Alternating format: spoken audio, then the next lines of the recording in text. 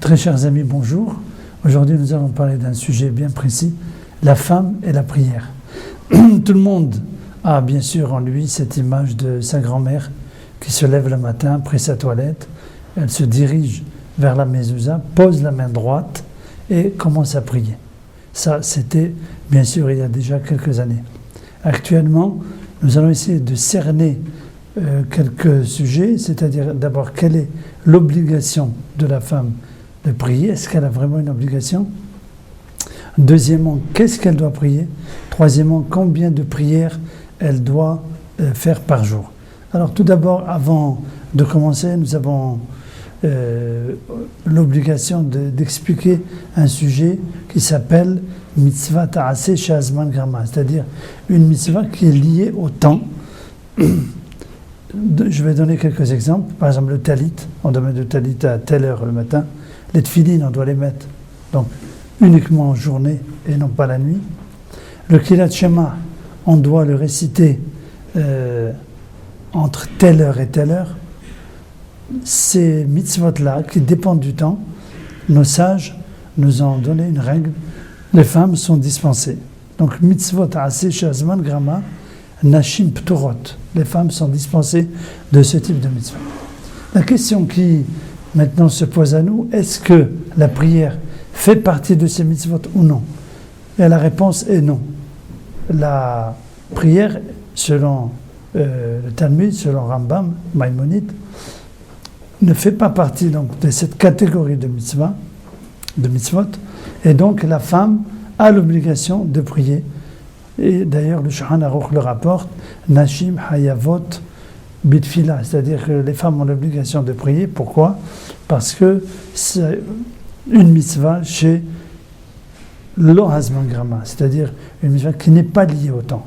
Si donc j'explique que la prière pour la femme n'est pas liée au temps, ça veut dire qu'une femme, en vérité, peut prier n'importe quand, n'importe quelle prière. C'est véridique, c'est ça la vérité, on va le voir, c'est la halakha.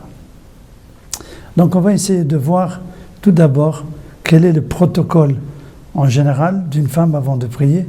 Au réveil, bien sûr, elle dit Moda ani lefanecha. Ensuite, elle va faire la netilat yadayim, puisque vous savez que la netilat yadayim est une obligation aussi bien pour les hommes que pour les femmes. On doit se laver les mains, on ne doit pas se laver les mains n'importe comment. Je vais, si vous voulez bien, ajouter une petite note là-dessus. Donc, le récipient doit contenir au moins 80 ml, il doit être a priori un peu plus grand que ça, de telle façon que l'on puisse se laver 3 fois alternativement la main gauche et la main droite. Alors donc, ce n'est pas le sujet, mais donc je préfère en parler. On essaiera, avec l'aide de Dieu, dans un prochain cours, d'expliquer comment vraiment il faut faire la netilat yadayim. Et la netilat yadayim est nécessaire, puisque pour nos sages, un homme qui a dormi a en lui donc ruach ra'a, c'est-à-dire un esprit mauvais. Donc il faut l'enlever. Le Ben Ish Chai explique qu'on ne peut l'enlever que par cette façon de faire la netilat yadayim d'une façon alternative, en alternativant la main gauche et la main droite. Donc ça c'est concernant la netilat yadayim. Après la netilat yadayim, Birkot HaShahar, c'est les prières du matin. Les prières du matin, tout le monde connaît, Elokai, Neshama, etc., qui se terminent par les bénédictions de la Torah. Est-ce que la femme doit faire cette bénédiction? Oui, parce qu'elle aussi, elle a l'obligation de connaître les lois la concernant. Après cela, le Kriyat Shema. Alors, selon ce que j'ai expliqué tout au début en introduction, théoriquement, la femme est dispensée du Kriyat Shema, de la lecture du Shema. Pourquoi?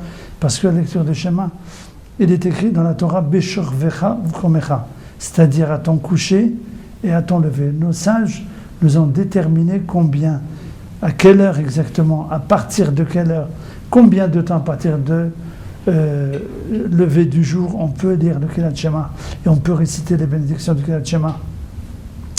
Donc on voit donc que le Kriyat Shema est une mitzvah chez Azman Grama, c'est-à-dire qu'elle est liée au temps. Malgré cela, nos sages préconisent qu'une femme doit quand même lire le Kriyat Shema pour accepter le joug divin, c'est-à-dire les Kabbel, Aleha, Ol, Malchut Shamayim. On arrive donc au troisième volet, donc le protocole de la femme de la prière, elle va donc faire tout de suite la Hamida. Pourquoi la Hamida tout de suite? Parce que, comme je viens de l'expliquer, pour que le Kirat Shema, elle peut lire le Kirat Shema, mais elle ne peut pas réciter les bénédictions qui accompagnent le Kirat Shema, selon tout au moins l'opinion du Rambam, et c'est l'opinion du Shulchan Aruch, c'est l'opinion aussi de Rav Ovadia Yosef Shalita. Donc elle va réciter le Kirat Shema, je précise bien, sans les bénédictions. Immédiatement après, elle va pouvoir donc faire la Hamida. Alors, cette Hamida, donc ça va être la Hamida de Shahrit. Est-ce que la femme a l'obligation de faire toutes les prières? Non. Selon le Rambam, étant donné que la prière est une obligation qui n'est pas liée au temps, donc la femme donc a l'obligation de prier, mais elle peut prier quand elle veut.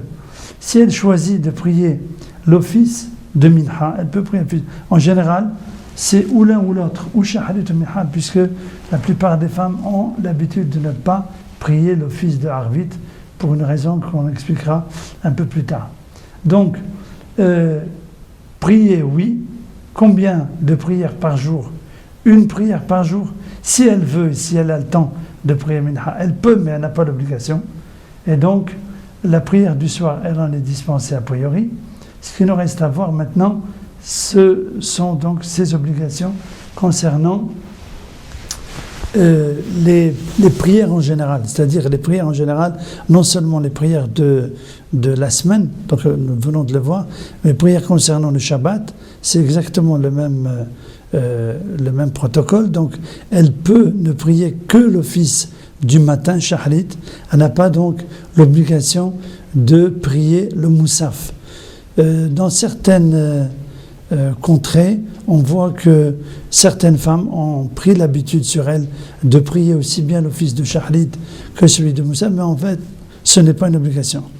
Si on cherche un petit peu la raison pourquoi nos sages donc, ont donné cette loi que toutes les mitzvot qui sont liées au temps, les femmes en sont dispensées, et toutes les mitzvot qui ne sont pas liées au temps, les femmes donc ont cette obligation. C'est tout simplement puisque une femme, en principe, tout au début du mariage, donc elle a des enfants, elle est très occupée avec ses enfants, elle ne peut pas à la fois passer son temps à prier et son temps donc à s'occuper des enfants. Donc elle a le choix de prier, elle peut prier aussi bien donc l'office de Shahrit comme l'office de Minha, et donc étant donné qu'elle a cette possibilité, ce choix, donc elle est plus cool, elle n'a pas cette pression sur elle dès le réveil d'aller faire une prière qui va durer pour elle, en tout, si on fait le compte, ça doit durer environ 10 minutes à un quart d'heure maximum. Alors, on va essayer de voir d'autres questions maintenant. Est-ce que on peut prier cette prière, cette Hamida? Est-ce qu'on peut la faire en toutes les langues, ou bien il y a une obligation de la faire en hébreu? La réponse est claire.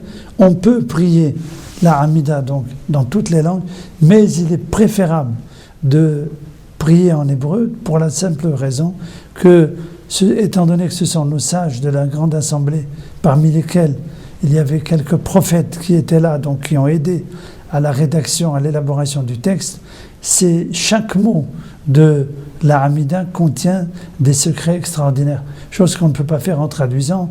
En traduisant, je peux traduire par plusieurs expressions différentes. Donc il vaut mieux se consacrer et prendre son temps à apprendre l'hébreu, à comprendre le texte pour que le texte soit dit avec ferveur, et donc arriver, avec l'aide de Dieu, donc à prier et remplir donc son obligation. Telle est l'obligation, je crois, et telles sont les obligations de la femme concernant les prières. Je vous remercie.